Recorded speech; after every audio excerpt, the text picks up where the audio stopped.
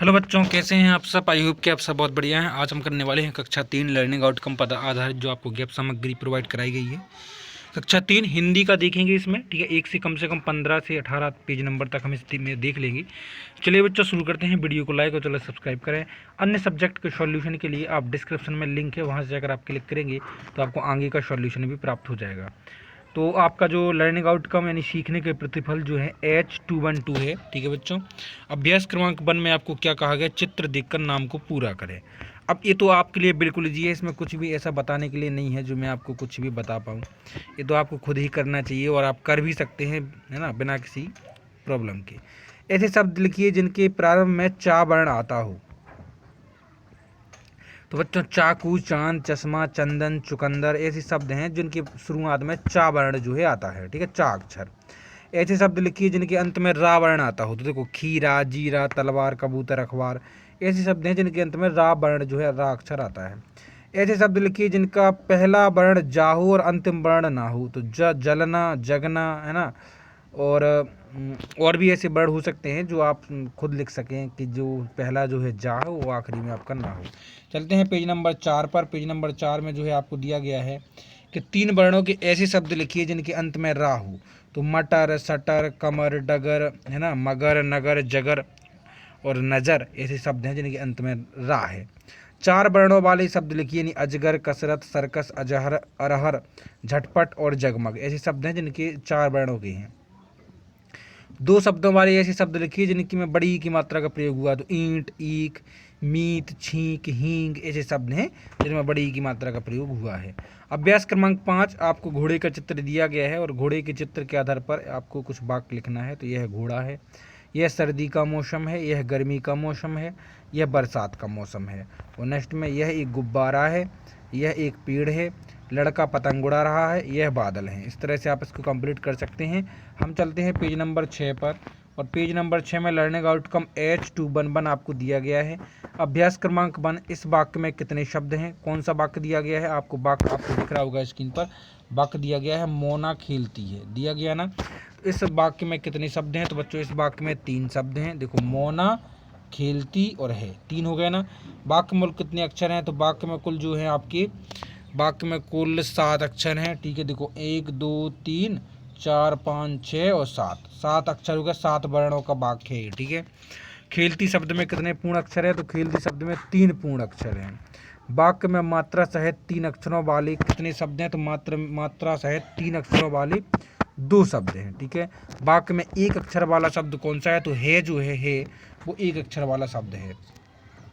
अगला है वह पढ़ती है। इसी तरह 2 और वाक्य बनाना है। तो वह लिखता है, वह नाचती है। इस तरह से आप इनको बना सकते हैं।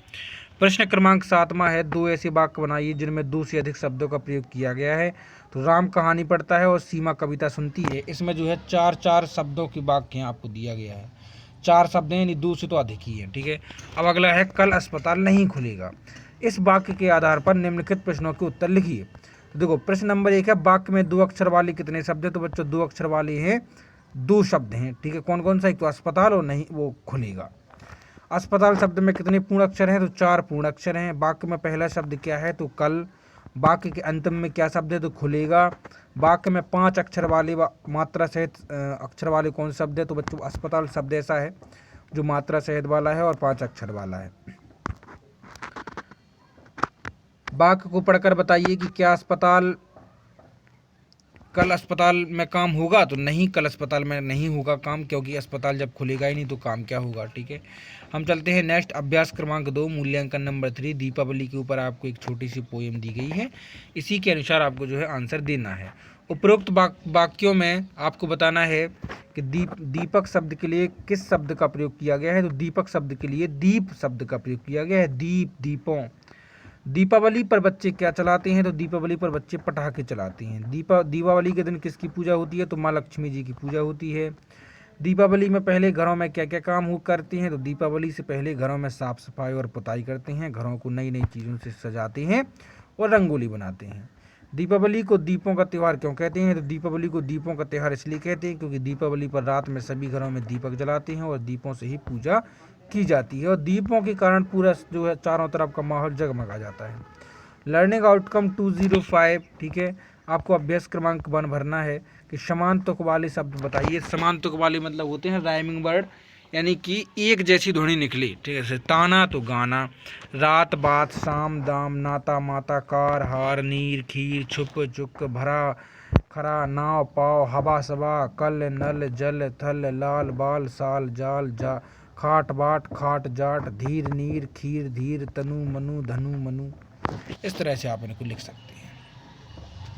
चलते हैं नेक्स्ट पेज पर, पेज नंबर 10 में आपको मूल्यांकन नंबर 4 में खाली स्थान कुछ भरना है। पोएम्स के कुछ पार्ट्स दिए गए हैं, इन्हीं के अनुसार आपको भरना है। एक शेर को चूहे जी ने कसकर मारी लात, शेर सिंह जी गिरे उलटकर टूटे सारे दांत। मेरी छत पर कौवा आया, कांव कांव कर शोर मचाया, जाने किसके आने का शुभ संदेशा लेकर आया। बादल भैया बहुत हुआ, अब कीचड़ कीचड़ पानी पानी, सयाद आ गई सभी को नानी, बस कर बादल भैया दानी। देखो देखो होली आई, चेहरों पर खुशियां है लाई, मौसम ने ली है अंगड़ाई, होली आई होली आई। अम्मा मुझको एक कहानी तुम जब रात सुनाती हो, सपनों की दुनिया रंग जाती, मेरा दिल बहलाती हो। नेक्स्ट क्या है, लर्निंग आउटकम H21, ठीक है। अभ्यास क्रमांक 1 में आपको माँ खादी की चादर दे दे, मैं गांधी बन जाऊं, सब मित्रों के बीच बैठकर रघुपति राघव गाऊं। छोटी सी धोती पहनूंगा, खादी की चादर ओढ़ूंगा, घड़ी कमर पे लटकाऊंगा, सैर सवेरे कराऊंगा, मुझे रुई की पौनी दे दे, मैं तकली खूब चलाऊं, माँ खादी की चादर दे दे, मैं गांधी बन जाऊं। खादी एक प्रकार का कपास है, याद रखना, तंतु है, मतलब वो है रेशा है, ठीक है। खादी सूती कपड़े को खादी का बोलते हैं। प्रश्न पर क्रमांक 1 है इसमें कि कविता में आई चंद्रबिंदु और अनुनासिक वाले शब्दों को छांट कर लिखना है।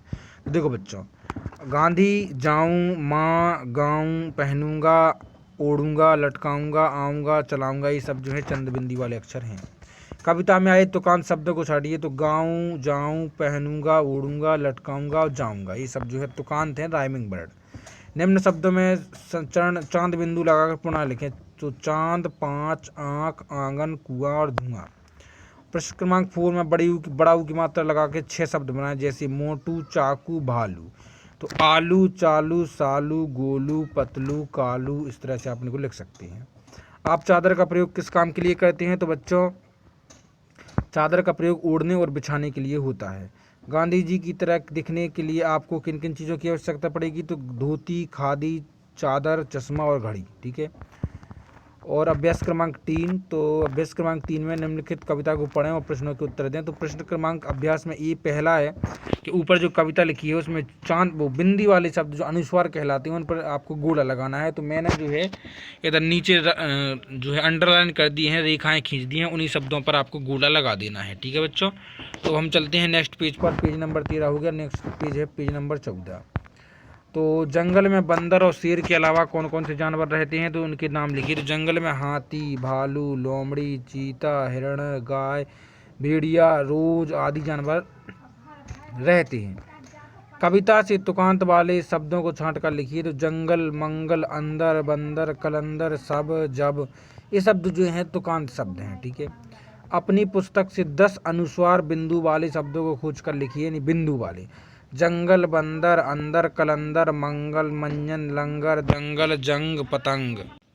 नेक्स्ट है कविता में एक ही मात्रा वाले शब्द छांट कर लिखिए। तो मैं, शेर, के, रहे, उसे, सारी और रही, इस तरह से एक ही मात्रा वाले शब्द हैं।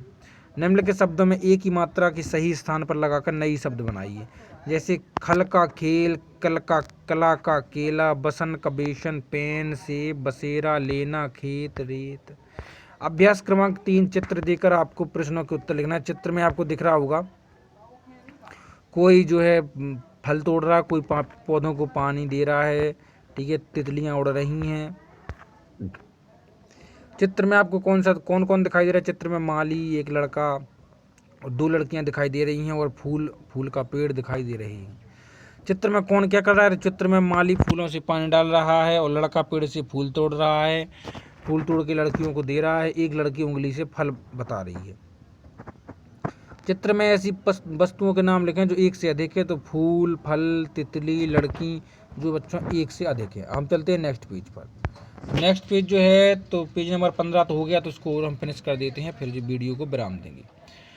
प्रश्न क्रमांक 14 है, चित्र में दिखाए गए माली के अन्य कार्य लिखिए। माली बगीचे में कौन कौन से कार्य करता है, तो माली बगीचे में फूल तोड़कर बेचता है और फूल फूल पेड़ों को सींचता है और माली बगीचे में लगे पेड़ों की देखभाल भी करता है।